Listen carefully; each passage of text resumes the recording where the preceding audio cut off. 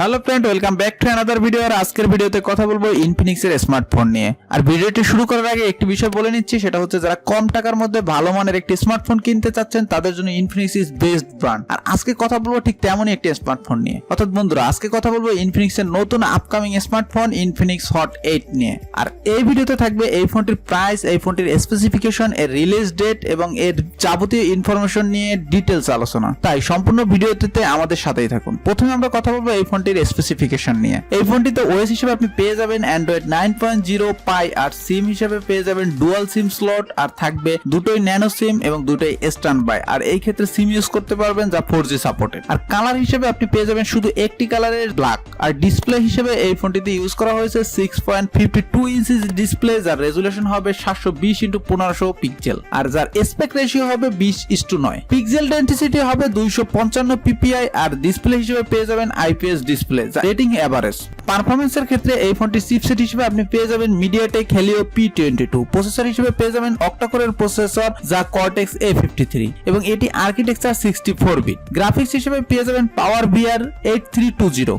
RAM হিসেবে পেয়ে যাবেন 4GB র্যাম। আর ইন্টারনাল স্টোরেজ হিসেবে এতে পেয়ে যাবেন 64GB, আর এসডি কার্ড ইউজ করতে পারবেন যা আপ টু 256GB। ক্যামেরা নিয়ে যদি কথা বলি তো সেই ক্ষেত্রে এই ফোনটির ব্যাকে পেয়ে যাবেন ডুয়াল ক্যামেরা, যার একটি 13 মেগাপিক্সেল, একটি 2 মেগাপিক্সেল। থাকবে অটো ফোকাস মোড, থাকবে এলইডি ফ্ল্যাশ। তাছাড়া যে ক্যামেরা ফিচারগুলো থাকবে digital zoom, auto flash, face detection এবং টাচ টু ফেস। আর ফ্রন্টে থাকবে 8 মেগাপিক্সেলের ফ্রন্ট ক্যামেরা। আর এর ব্যাটারি নিয়ে যদি কথা বলি সেক্ষেত্রে এই ফোনটির ব্যাটারি হিসেবে আপনি পেয়ে যাবেন 5000 মাইক্রোঅ্যাম্পিয়ারের ব্যাটারি, যা নন রিমুভেবল। তাছাড়া থাকবে ওয়াইফাই, ব্লুটুথ, জিপিএস এবং ইউএসবি কানেকশন। আর ইউএসবি হিসেবে থাকবে মাইক্রো ইউএসবি। থাকবে loud speaker, audio Jack 3.5mm, আর ফিঙ্গারপ্রিন্ট হিসেবে পেয়ে যাবেন ফিঙ্গারপ্রিন্ট সেন্সর। তো বন্ধুরা, এই ছিল এই ফোনটির স্পেসিফিকেশন নিয়ে আলোচনা। এবার আমরা কথা বলবো এই ফোনটির প্রাইস নিয়ে। কত হতে পারে এই ফোনটির প্রাইস? হ্যাঁ বন্ধুরা, এই ফোনটির প্রাইসটা তুলনামূলক অনেক কম, অর্থাৎ এর আরএস প্রাইস হচ্ছে 6999। ঠিক বাংলাদেশের প্রাইস কত হতে পারে?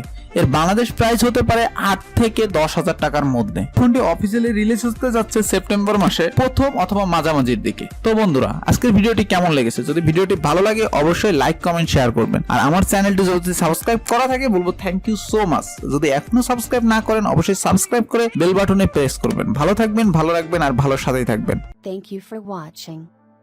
If you have any question then comment. If you like the video and share with your friend. If want to see more video then subscribe the channel and stay with us.